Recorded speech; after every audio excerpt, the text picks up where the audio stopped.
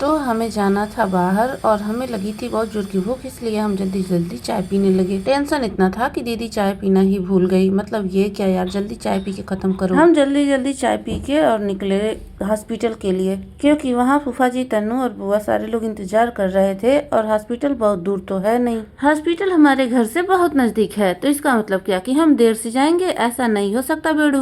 Hospital तो चले गए, अंदर जाते ही हमें रास्ता ही समझ में नहीं आ रहा था किधर जाना है। फिर कुछ डॉक्टरों से ओपीडी का रास्ता पूछा तो उन्होंने बताया कि ओपीडी यहीं पे है। वहाँ जाके रुके थे, तब तक डॉक्टर साहब आ गए, यानी बादल भी लौटा। ये है मेरी बड़ी बुआ का छोटा बेटा। भाई साहब, ये हॉस्पिटल है या जंगल समझ में नहीं आ रहा था। इतनी भीड़ इतनी भीड़। हम अपनी लाइन लगा के खड़े थे और पता नहीं अंदर क्या ही हो रहा था। और उसी में इन लोगों को मौका मिला था बैठ के बात करने का। इनका तो अलग ही चलता है भाई। यहाँ भी इन्होंने मुझे लाइन में खड़ा कर दिया और अपने बात करने लगे। और मैं क्या, मैं खड़ी हूँ लाइन में। इतना देर, 4 घंटा 5 घंटा लाइन में लगने के बाद मुझे एक जगह मिली और वहाँ जाते ही मुझे नींद आ गई। 4 बज गए और तब जाके हमें हमारा दवा मिला और डॉक्टर से कंसल्ट करके हम घर के लिए निकले। भाई साहब, भूख इतनी लगी थी कि बर्दाश्त नहीं हो रहा था। लग रहा था कुछ भी खा ले, लेकिन हॉस्पिटल बहुत अच्छा है और सर्विस भी। घर पहुँचते पहुँचते हमें मिला गोलगप्पे वाला ठेला और दीदी ने कहा बिना खाए घर नहीं जाएंगे क्योंकि भूख लगी है। और रास्ते में जब हम घर की सीढ़ियों पर चढ़े और यही हमें पापा मिल गए। इन्हें यहीं पर किडनैप करके जो उनके हाथ में था वो ले लिया। मिलते हैं नेक्स्ट ब्लॉग में। राधे राधे।